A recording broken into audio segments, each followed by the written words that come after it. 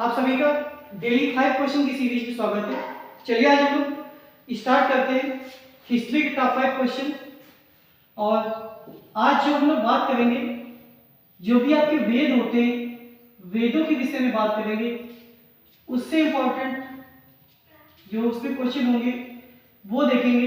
पहला क्वेश्चन क्या कह रहा है कि जो ऋग्वेद है, इसमें जो गायत्री मंत्र है ये किस मंडल से लिया गया है।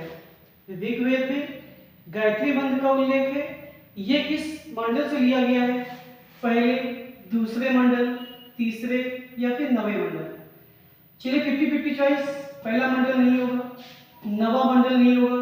ऑप्शन क्या होगा, दूसरा मंडल या फिर तीसरा मंडल।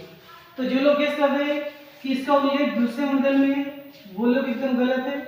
जो गायत्री मंत्र का उल्लेख है वो किस मंडल में है, तीसरे मंडल में। याद कर लीजिए, ऋग्वेद में क्या याद करेंगे, मंडल कितने हैं, 10 याद कर लीजिए। श्लोक कितने हैं, श्लोक याद करेंगे 1028। ये दो बातें आप लोग और याद करेंगे। इसके साथ साथ जो सबसे पुराना वेद है, सबसे पुराना वेद ये किसको कहते हैं, तो ये आपका ऋग्वेद है। इतनी बातें आप लोग याद करेंगे। अगले क्वेश्चन पे आते हैं। सेकंड क्वेश्चन देखते हैं। सेकंड क्वेश्चन में इसमें क्या बता रहा है कि इसमें सत्य कथन बताना है आपको।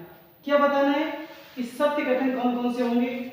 जैसे कि पहला ऑप्शन, जो ऋग्वेद है, ऋग्वेद में जो पुरंदर है वो इंद्र को कहते हैं। क्या कहेंगे, पुरंदर इंद्र को कहते हैं।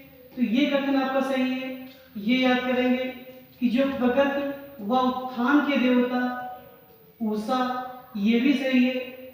सरस्वती सबसे पवित्र नदी थी। तो ये इसका मतलब क्या हो गया कि ये उपरोक्त सभी कथन आपके सही है। आज के टेस्ट सीरीज का क्वेश्चन नंबर 3 देखते हैं।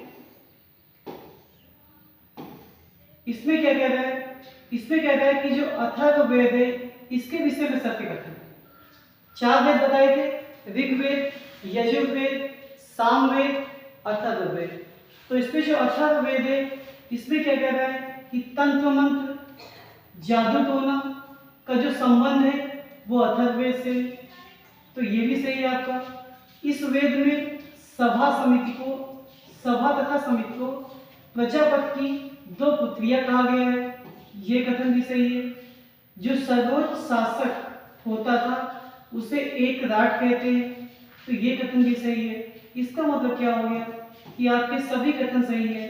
अगले क्वेश्चन की तरफ, अगला क्वेश्चन देखते हैं क्या है। कह रहा है इसमें से बताना है कि कौन सा वेद गद्य व पद्य दोनों में लिखा गया है। ऋग्वेद की चर्चा हो गई, उसके साथ साथ अथर्ववेद समझ लिया। अब देखेंगे कि यहाँ पे कौन सा वेद ऐसा है जो गद्य पद्य दोनों में लिखा गया है। तो ऋग्वेद नहीं होगा, अथर्ववेद नहीं होगा, यजुर्वेद भी नहीं होगा। क्या आंसर होगा, सामवेद में। सामवेद ऐसा वेद है जो गद्य व पद्य दोनों में लिखा गया है। तो क्या इसका आंसर होगा, इसका आंसर सामवेद नहीं होगा। ध्यान दीजिएगा, क्या इसका आंसर होगा, इसका जो आंसर होगा वो यजुर्वेद होगा। क्या इसका आंसर होगा, यजुर्वेद एक ऐसा वेद है जो गद्य व पद्य दोनों में लिखा गया है।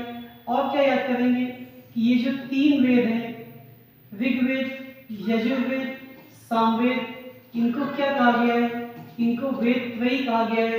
ये भी आप लोग याद करेंगे। आज की टेस्ट सीरीज का अंतिम क्वेश्चन क्या है, किस वेद में संगीत का उल्लेख है। क्या याद करना है, किस वेद में संगीत का उल्लेख है। तो हमने क्या बताया अभी कि ऊपर के तीनों वेद क्या कहलाते हैं, तो ये कहलाते हैं वेद त्रयी। क्या कहलाते हैं, वेद त्रयी कहलाते हैं। इस क्वेश्चन में हमें बताना है कि संगीत का उल्लेख किसमें मिलता है, सामवेद। ऑप्शन सी आपका करेक्ट आंसर हो गया। तो ये थे आज के टॉप 5 क्वेश्चन। आप लोग चैनल को इसी तरह सपोर्ट करते रहे।